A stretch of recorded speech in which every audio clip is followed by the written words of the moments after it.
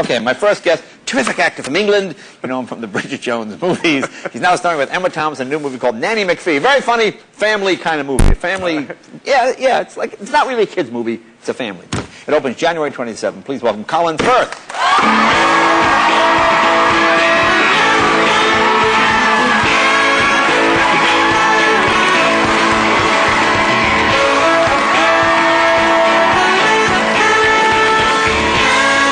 Hey, thanks for coming. What do you think it's like for Colin Powell? Colin Powell, that's right. That's right. He was christened Colin. It's the same problem. Oh, it is? Yeah. Well, it always sounds like a medical problem. It does sound like a medical. I've been called worse, then. Does it go both ways in England, Colin? Not do you go both ways? No, I don't go. No, I mean... We know exactly which side our bread is buttered. Right, but, I mean, well, can't beat toast. Yeah. Let me ask you this. Now, is it... is Colin also a common name, or is it only Colin in England? No, Colin. Nobody's called Colin. That's right. No, who would do that to their child? Well, I don't know. It's like, it does sound rather cruel, but that's what I mean. But I'm glad I got it right, because I'm a fan. I enjoy the movie very much. I can tell. Yeah. Now, I know you just moved into a new home in England. You live there. That's right. Okay. Yeah, moving house is, they put it up there with divorce and bereavement. Yeah. And it's a horrible experience.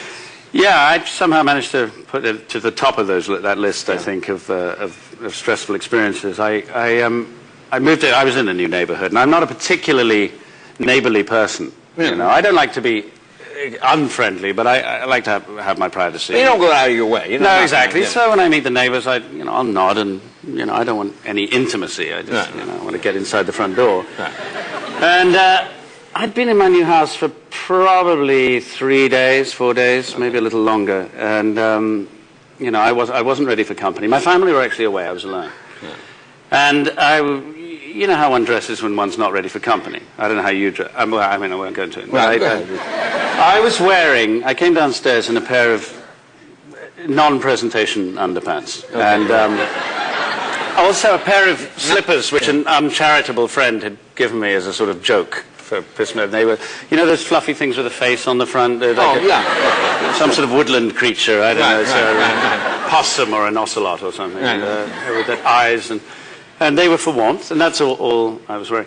And I needed to open one of the windows for some air. It was a window looking onto the backyard, and it was stuck. It was a sash window, and I noticed it was actually locked.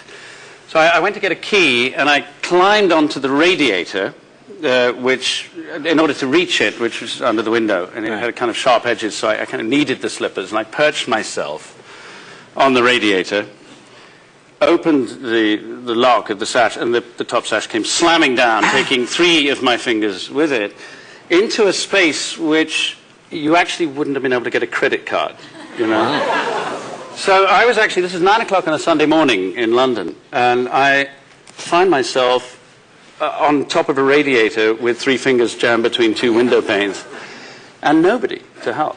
And various things went through my mind. One is, what has happened to my fingers? Right. And will they ever be able to be reconstituted in any way?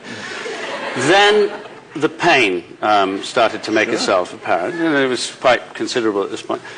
And then I realized that I couldn't possibly go anywhere.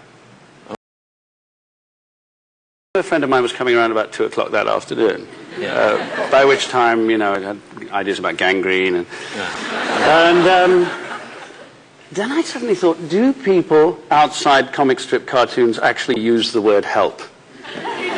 Do you actually do that? Help, exclamation mark. And how do you frame that word when you actually need to use it? And will anybody in London listen? The answer is no. So you yelled for help? Well, actually, I tried, excuse me. And just into the did you see anybody, or just yelling? No. Just yelling, excuse me? I moved into this area because the house is a little more isolated, so hopefully out of earshot, and this was now counting, against me. And but excuse me, would anybody by any chance? Hello. And it's very difficult for English people to sound urgent about anything. Yeah, right. Yeah. Even if we're about to go into battle, it's righty-ho. It's going to be a little bit of a tricky situation. Some of you may not return, and so it's very difficult to tell whether an Englishman is being disemboweled or having a cup of tea. Right. So this is the situation I found myself in. And I knew that I had to create a bit of drama in order to get any attention. And this was a horrible thing, because there was a part of me that would rather my fingers rotted than to meet any of my neighbors. Plus, you have your non-presentational underpants on. Yeah, I'd begun to forget about the underpants and the slippers at that point, because, you know, the pain. And, but I called out, and nobody came. I called out several times, and nobody came. What I thought I'd do then was to break the glass. So I let out a blood-curdling scream and broke a pane of glass at the same time. And I thought the sound of breaking glass combined with the scream might actually attract some attention. It did. My very reserved English neighbour leapt over the fence, came running to my rescue, managed to get in through the back door, I'm not sure how, and failed to rescue me. And he couldn't do anything. Well, you hadn't been properly introduced. No, exactly. That's right. No, we did chat. It was and what do you do? Well, no, I know. Well, thank you very much. It's one of my favourite movies as well. And yes, thank you. Yeah. Oh, your wife liked it, and thank you. So anyway, about my fingers, and he said. He basically said, I don't think we can do anything for you. And at that point, the front doorbell rang. And I said, perhaps you'd better answer that. And he did. And my entire neighborhood entered my living room. Wow. It was the old lady that looks in the front window. It was the local wacko who only leaves his house in order to shout at traffic, you know. There was the local newspaper seller, you know, they were there. People, yeah. Sure. Discussing what can be done about this situation. Somebody found some sort of piece of metal, prized my fingers open, and, you know, not my fingers, the window, the window. And then it was all invitations to tea and all that sort of thing. Did you put on any trousers at this point? You know what? That all came afterwards. I had to be helped down from the thing. Wow. And they left, and I made arrangements to move house immediately. Well, just get look, we'll take a break. Be right back right after this. More Colin.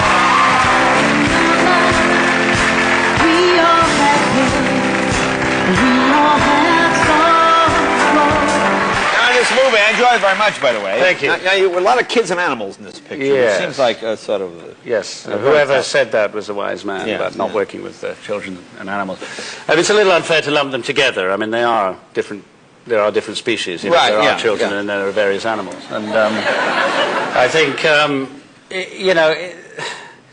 I have nothing but good feeling towards most of the children and animals that we worked with. Most of them? Yeah, no, the donkey... it's almost impossible to talk. I don't know if anyone's ever worked with a donkey, but they don't have a reputation for being cooperative. No, I remember Emma Thompson at one point saying, you know, I think I would like to harm this donkey. And I would then like to have something written at the end credits that said, the donkey was harmed during Thompson. Now, the tarantulas in this as well. Are those native to England, the tarantulas? No, I don't believe they are.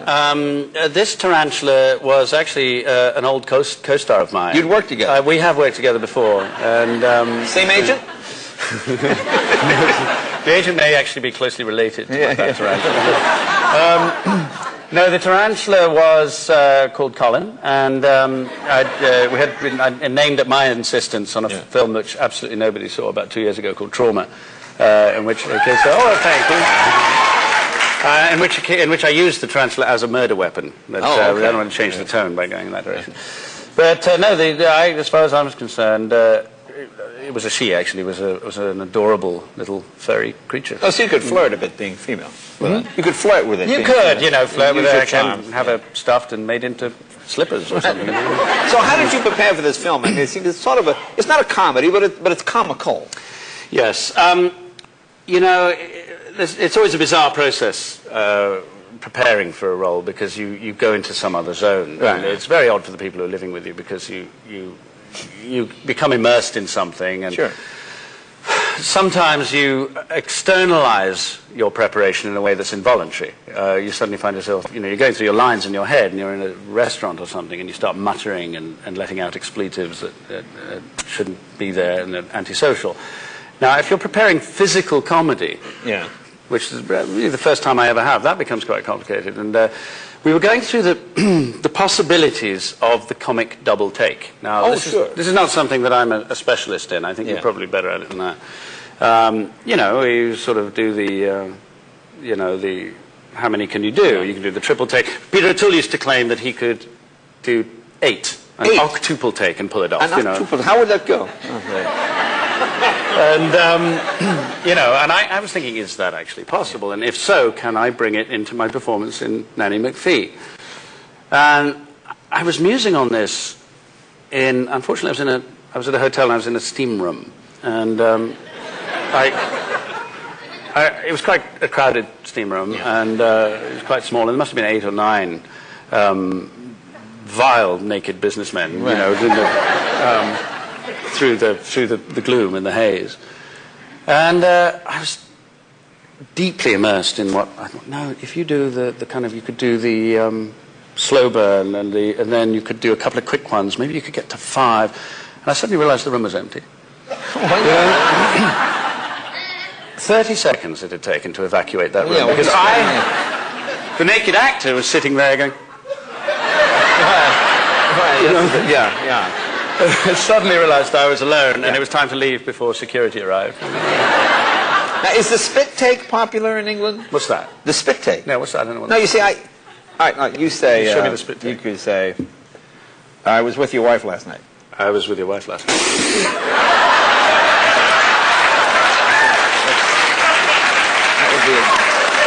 That's it. No. That would be. I'll popularize it. See, ours is a bit cruder. Yours is more subtle. We go for the broad. Just, it's a bit different. It's all an interpretation. No, but I will import that to England. Yes. Now we have a clip from the film. Now tell us who you play. You're an undertaker, and you have what? Is it 7 children? 8 children? Yes, I have 7 children, and the mother has. I'm actually a makeup artist for corpses. Oh, okay. That's what it is. Okay. So that's my job description. Yeah. And the children are unruly. My wife has died recently, and we're about to all end up in the poorhouse. Right. So the kids are running rampant. You need to bring in a nanny. But 17 nannies have been fired up to this point. When the movie That's started. right. There are no more nannies. No one's prepared to do the job. No one will deal with these children. Let's take a look. May I come in? Yes, by all means. Do come in. I understand you have extremely ill-behaved children. No. Good grief, what a suggestion. Playful. What are your main concerns? Concerns? Do they go to bed when they're told? Well, no. Do they get up when they're told? Well, no, not exactly. Do they get dressed? Well, now, that's a good question. Do they say please and thank you? In what context? That will do to be going on with. Your children need me. Let me ask you something. Do you ever sort of sneak into your own movies to see how they're doing? You ever do that? Are you curious? Yeah, I had a bad experience doing that. It was quite some time ago. I thought I might risk it just to see what it would be like to be among the crowd, you know, and to soak up the atmosphere, and you know, not like a premiere where everyone knows you're there, right. Just to hear where the laughs came and where they didn't, and what worked and what didn't. But I didn't want to get caught doing that. I mean, how much more embarrassing can you get? You know, this guy coming in. Yeah, exactly. So I disguised myself as heavily as I possibly could. You know, I borrowed someone's glasses and pulled the hat down over my eyes and collar up, and bought my ticket like this and walked up the steps and, you know, kind of kept my head down as I shuffled into the back row, looked up and realized I was the only person in the movie theater. It's good for one's popularity, isn't it? Yeah. Exactly. Well, the movie is master of disguise. It's Nanny McPhee, and it opens on the 27th. Colin, thank you, buddy. Colin FIRTH. We're right back with Sacha Cohen right after this.